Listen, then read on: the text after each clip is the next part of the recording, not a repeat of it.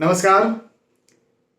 ज्योतिष सीखने की श्रृंखला में हम आगे बढ़ रहे हैं और लगातार मेरे द्वारा आपको ऐसे वीडियोस मिल रहे हैं जिन्हें देख करके आप एक बहुत अच्छे बेसिक एस्ट्रोलॉजर बन सकते हैं। देखिए, एडवांस इसलिए नहीं कहूंगा कि एडवांस एस्ट्रोलॉजर बनने के लिए तो समय खपाना पड़ता है, समय लगाना पड़ता है, एक्सपीरियंस लेना पड़ता है और पूर्णतः अपने जीवन को इसी फील्ड में झोंक देना पड़ता है, तो जाकर के एडवांस एस्ट्रोलॉजर आप बन सकते हैं। लेकिन बेसिक एस्ट्रोलॉजर वो जो फिलहाल या तो ज्योतिष सीखने की शुरुआत कर रहे हैं, एडवांस एस्ट्रोलॉजर कभी ना कभी बनना चाहते हैं, अपना समय देना चाहते हैं ज्योतिष की फील्ड को, या फिर जो ज्योतिष की फील्ड में नहीं आना चाह रहे हैं लेकिन फिर भी सामान्य ज्ञान होना बहुत जरूरी है, ताकि कोई मूर्ख ना बना पाए या कुछ चीजें खुद ही देख पाए, किसी और एस्ट्रोलॉजर के पास कुंडली लेकर के जाने की जरूरत ना पड़े जब तक कि कोई बहुत बड़ी बात ना हो।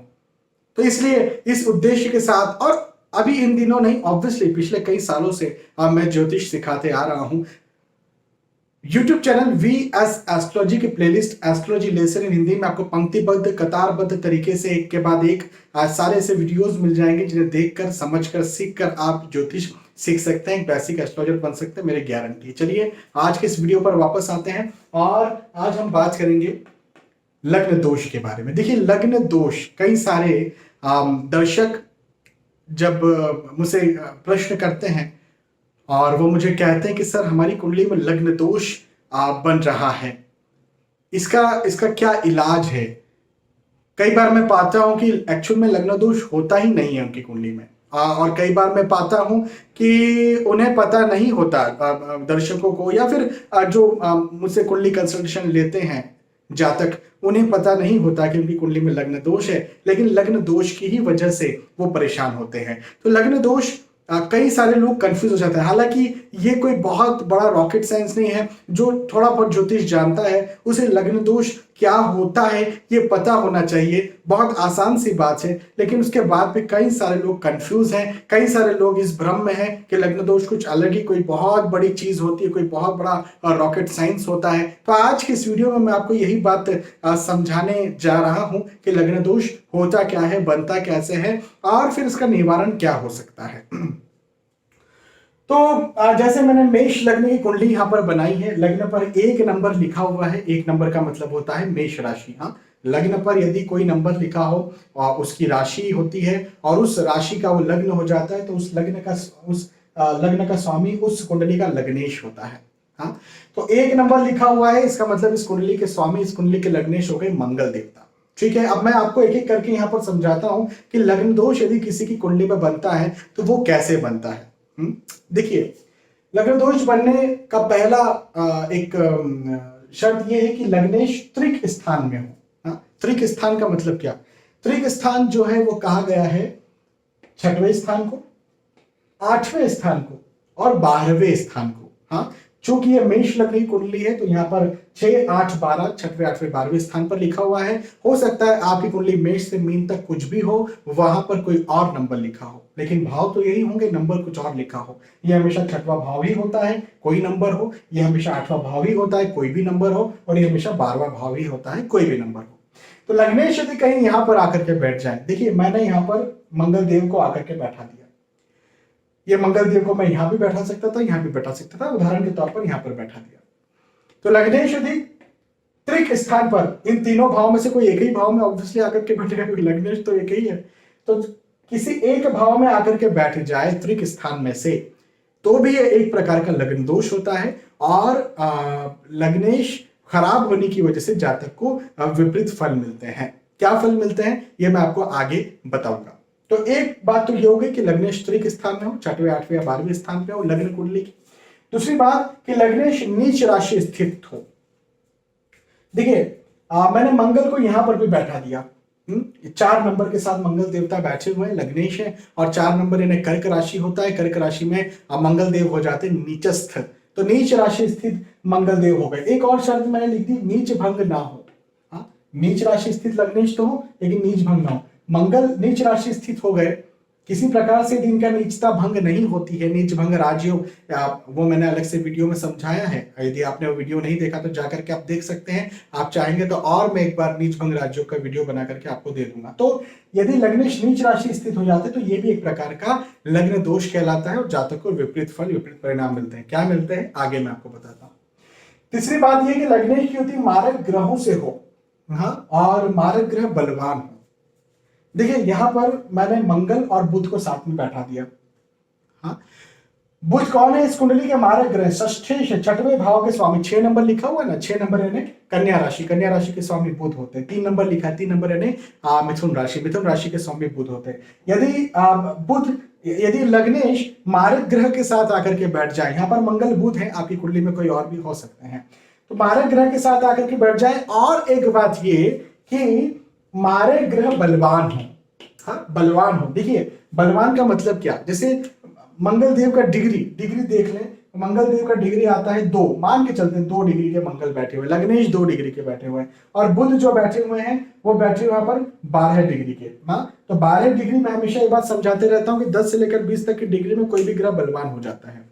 तो यदि जो मारक ग्रह है, चूंकि इस कुंडली में बुध है, तो बुध चूंकि बलवान है और मंगल जो कि लग्नेश है वो कमजोर है, तो यहां पर एक प्रकार का लग्न दोष बनेगा, जो कि षष्ठेश के साथ लग्नेश का आकर के बैठना प्रॉब्लम क्रिएट करेगा और लग्न को खराब करने का काम करेगा, लग्नेश को खराब करने का काम करेगा।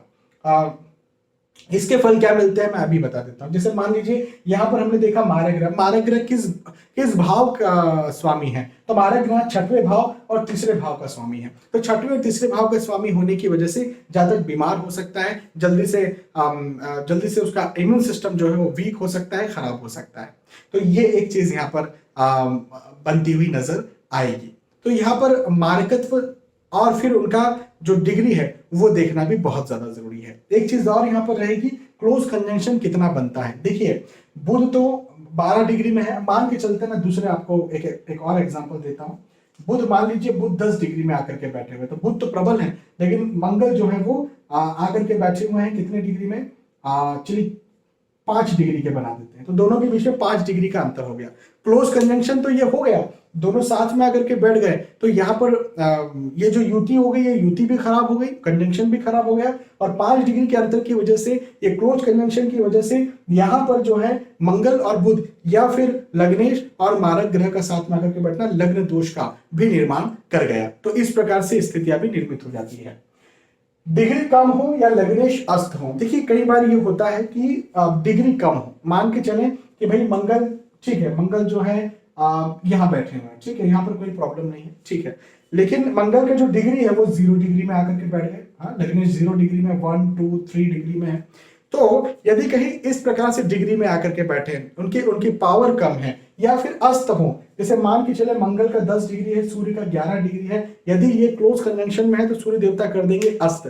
तो यदि कहीं अस्तता है तो यहाँ पर भी प्रॉब्लम आएगी। क्या प्रॉब्लम आएगी वो कॉमनली मैं आपको आगे बताता हूं। हालांकि इसके लिए उपाय यही रहेगा कि यहाँ पर लग्नेश चूंकि अच्छे हैं तो उनको मजबूत किया जाए रत्न पहन करके, क्योंकि मंगल यहाँ उच्च राशि स्थित अच्छे हैं, यहाँ पर मंगल धन स्थान पर आकर के बैठे हुए हैं, तो मंगल का रत्न मूंगा पहन लिया जाए, जिससे कि अस्तता या कमजोरी का दोष जो है वो खत्म हो जाए। और चूंकि अस्तता और कमजोरी खत्म हो जाती है तो उसकी वजह से जो है वो लग्न दोष भी खत्म हो जाता है। तो ये बहुत बड़ा मैटर नहीं है कि लग्नेश के पास पावर कम है या अस्त है, कोई बहुत बड़ी बात नहीं है। यदि ऐसा कुछ बनता है तो इसको रत्न पहन करके इनकी पावर को मैन्युअली बढ़ाया जा सकता है यहाँ पर, ठीक है। और फाइनली लग्न स्थान में नीचस्थ या मारक ग्रह स्थित हो। लग्न स्थान क्या होता है, ये होता है ये लग्न स्थान है। जैसे मैंने शनि महाराज को यहाँ पर बैठा दिया। शनि महाराज कौन है? शनि महाराज 1 नंबर यानी मेष राशि में नीच राशि स्थित हो जाते हैं। चूंकि इस कुंडली में मारक ग्रह या नीच राशि स्थित यही होते तो मैं इसी का एग्जांपल दे सकता हूं। लग्न पर नीच राशि स्थित आकर के बैठ जाना भी एक प्रकार से लग्न दोष का निर्माण करता। अब यहाँ पर हमको शनिदेव के लिए उपाय करना पड़ेगा, शनिदेव के लिए रेमेडी करना पड़ेगा, शनिदेव को शांत करना पड़ेगा, कि शनिदेव आप भयानक रिजल्ट अपने दे सकते हैं, तो उनको शांत करना बहुत ज्यादा जरूरी होगा। अब लग्न दोष के प्रभाव क्या होते हैं? देखिए मैंने यहाँ पर अस्तता के बारे में आपको बता दिया। यहाँ पर ये जो युति जो कर रहे हैं इसके बारे में मैंने प्रभाव बता दिया। लेकिन दूसरे जो प्रभाव, जैसे लग्नेश नीच राशि स्थित हैं या लग्नेश तृतीय भाव में आकर के बैठे हैं, उसके प्रभाव क्या होंगे? उसके प्रभाव अलग अलग तरह से हो सकते हैं, लेकिन कॉमन प्रभाव ये होता है कि जातक में इम्यून सिस्टम की कमजोरी, इम्यून सिस्टम की कमी देखने को मिलती है। जल्दी से जातक जो है वो बीमार पड़ जाए, तो ऐसी स्थितियों का निर्माण होता है। साथ ही साथ कई बार ये होता है कि उसे सफलता या तो जल्दी नहीं मिलती, और सफलता मिलती है तो वो उसे एंजॉय नहीं कर पाता है। मेहनत जीवन में बहुत ज्यादा करना पड़ती है, लेकिन असंतुष्टि जो है वो हमेशा लगातार बनी रहती है। तो लग्न दोष का ये एक प्रभाव यहां पर बन जाता है। अब प्रश्न आता है कि लग्न दोष यदि बन गया तो इसको कैसे ठीक किया जाए? तो मैंने यहां पर तो आपको बता दी कि कैसे ठीक किया जाए। हाँ भाई, यदि अस्त है मंगल या लग्नेश जो है इस कुंडली में चूंकि मंगल है, तो मंगल के पास बल नहीं है या मंगल अस्त है, तो भाई मंगल का रत्न मूंगा पहन के जाए। ऐसे दूसरे लग्नेश जो है उनका भी रत्न पहना जा सकता है। यहाँ पर मैंने बता दिया कि भाई शनिदेव है तो शनिदेव का मंत्र किया जाए। यहाँ पर क्या करना पड़ेगा? यहाँ पर मंगल देव का ही मंत्र करना पड़ेगा या लग्नेश का ही मंत्र करना पड़ेगा, जिससे वो अपने खराब फल दे रहे हैं तो खराब फल ना दें। ठीक है, अच्छे फल नहीं दे सकते कोई बात नहीं, लेकिन खराब फल कम से कम ना दे, तो फल न्यूट्रल हो जाएंगे, तो जातक को खराब रिजल्ट देखने को नहीं मिलेंगे। लग्नेश के खराब फल नहीं। जैसे यहाँ पर, अभी यहाँ पर हम क्या कर सकते हैं? यहाँ पर जो है बुध के लिए मंत्र कर सकते हैं, क्योंकि बुध मारक ग्रह है, और मंगल के लिए रत्न पहन सकते हैं, मंगल के पावर को बढ़ा सकते हैं। मंगल की पावर को रत्न पहन करके बढ़ाया जाए, बुध की पावर को मंत्र करके कम किया जाए, तो भी यहाँ पर लग्न दोष जो है वो खत्म होगा।